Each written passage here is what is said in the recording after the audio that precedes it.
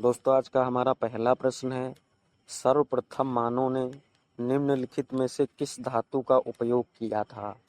तो दोस्तों ये तांबा का किया था।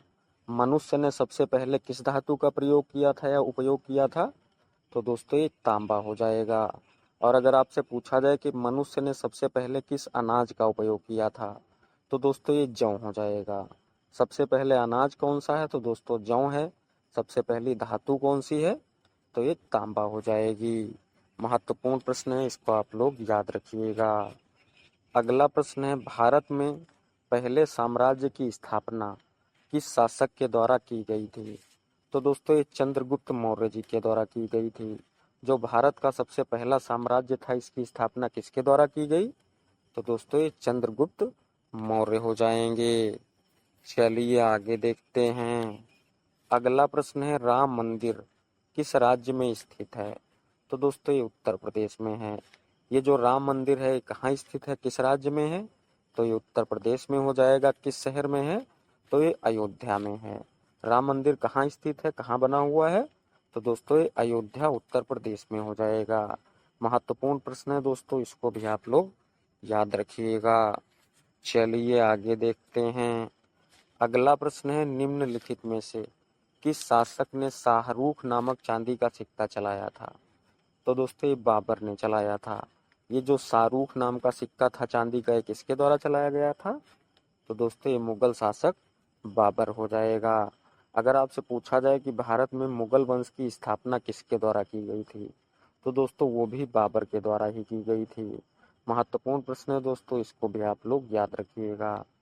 अगला प्रश्न है, संविधान सभा की प्रारूप समिति का अध्यक्ष कौन था? तो दोस्तों ये बी.आर. अम्बेडकर जी थे।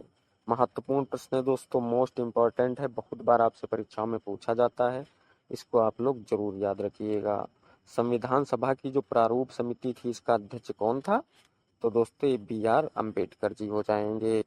अगला प्रश्न है, भारतीय संविधान में मूल अधिकारों का विचार कहाँ से लिया गया है? तो दोस्तों ये अमेरिका के संविधान से लिया गया है। ये जो हमारे भारतीय संविधान में मूल अधिकार या मौलिक अधिकार हैं, ये कहाँ के संविधान से लिए गए हैं? तो दोस्तों अमेरिका के संविधान से हो जाएगा। अगर आपसे पूछा जाए कि विश्व का सबसे बड़ा लिखित संविधान किस देश का है, तो दोस्तों ये हमारा भारतीय संविधान है। दुनिया का सबसे बड़ा लिखित संविधान कौन सा है? तो दोस्तों ये भारत का हो जाएगा। और मूल अधिकार कहाँ से लिए गए हैं? तो ये अमेरिका के संविधान से लिए गए हैं। चलिए आगे देखते हैं। अगला प्रश्न है, भारत के निम्नलिखित राज्यों में से किसके तीन तरफ अंतर्राष्ट्रीय सीमाएं हैं? तो दोस्तों ये त्रिपुरा के हैं। ऐसा कौन सा राज्य है भारत का जिसके तीन तरफ अंतर्राष्ट्रीय सीमा है? तो दोस्तों ये त्रिपुरा हो जाएगा। ये जो हमारा त्रिपुरा राज्य है, ये तीन तरफ से बांग्लादेश से घिरा हुआ है। महत्वपूर्ण प्रश्न है दोस्तों, कई बार पूछा गया है, पीसीएस में भी ये प्रश्न आया है, इसको आप लोग जरूर याद रखिएगा। ऐसा कौन सा राज्य है जिसके तीन तरफ अंतर्राष्ट्रीय सीमाएं हैं? तो दोस्तों ये त्रिपुरा हो जाएगा। चलिए आगे देखते हैं। अगला प्रश्न है, निम्नलिखित में सबसे प्राचीन पर्वत श्रृंखला कौन सी है? तो दोस्तों ये अरावली है। सबसे पुरानी पर्वत श्रृंखला या सबसे प्राचीन पर्वत श्रृंखला कौन सी है? तो दोस्तों ये अरावली हो जाएगी।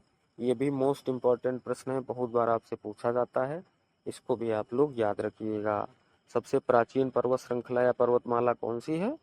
तो दोस्तों ये अरावली हो जाएगी। और अगर सबसे नवीन या सबसे नया पहाड़ पर्वत कौन सा है? तो दोस्तों ये हिमालय हो जाएगा। सबसे प्राचीन तो ये अरावली, नवीन तो ये हिमालय हो जाएगा। चलिए आगे देखते हैं। अगला प्रश्न है, दूध का घनत्व किसके द्वारा नापा जाता है? तो दोस्तों ये लैक्टोमीटर से नापते हैं। जो दूध होता है इसका घनत्व या शुद्धता किसके द्वारा नापी जाती है? तो दोस्तों ये लैक्टोमीटर हो जाएगा। ये भी महत्वपूर्ण प्रश्न है दोस्तों, बहुत बार पूछा जा चुका है, इसको भी आप लोग याद रखिएगा। दूध का घनत्व किससे नापते हैं? तो ये लैक्टोमीटर हो जाएगा। चलिए आगे देखते हैं। अगला प्रश्न है, मनुष्य के शरीर में कितनी पसलियां होती हैं? तो दोस्तों ये 24 होती हैं। जो हमारा मानव शरीर है, इसमें कितनी पसलियां होती हैं कुल? तो दोस्तों ये 24 हो जाएंगी।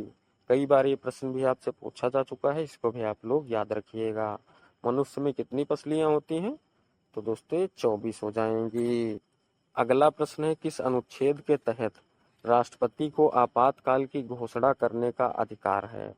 तो दोस्तों ये अनुच्छेद 352 में है। राष्ट्रपति जी आपातकाल की घोषणा किस अनुच्छेद के अंतर्गत करते हैं? तो दोस्तों ये अनुच्छेद 352 हो जाएगा। और अगर आपसे राष्ट्रपति शासन पूछा जाए तो दोस्तों ये अनुच्छेद 356 हो जाएगा। राष्ट्रीय आपात किस अनुच्छेद में है? तो दोस्तों ये अनुच्छेद 352 में है। और राष्ट्रपति शासन किस में है? तो दोस्तों ये अनुच्छेद 356 में है। और इन दोनों की घोषणा जो होती है राष्ट्रपति जी के द्वारा ही की जाती है। महत्वपूर्ण प्रश्न है दोस्तों, इसको भी आप लोग याद रखिएगा। किस अनुच्छेद के तहत राष्ट्रपति आपातकाल की घोषणा करते हैं? तो अनुच्छेद 352 हो जाएगा। अगला प्रश्न है, कपास उत्पादन के लिए सबसे उपयुक्त मिट्टी कौन सी है? तो दोस्तों ये काली मिट्टी है। कपास के उत्पादन के लिए सबसे अच्छी मिट्टी कौन सी होती है? तो दोस्तों ये काली मिट्टी हो जाएगा। कई बार आपसे पूछ लिया जाता है कि काली मिट्टी को और किस नाम से पुकारा जाता है? तो दोस्तों इसको रेगुर मिट्टी भी कहा जाता है। काली मिट्टी का दूसरा नाम क्या होता है? तो दोस्तों ये रेगुर मिट्टी हो जाएगी। ये कपास के उत्पादन के लिए सबसे अच्छी या सबसे उपयुक्त मिट्टी होती है।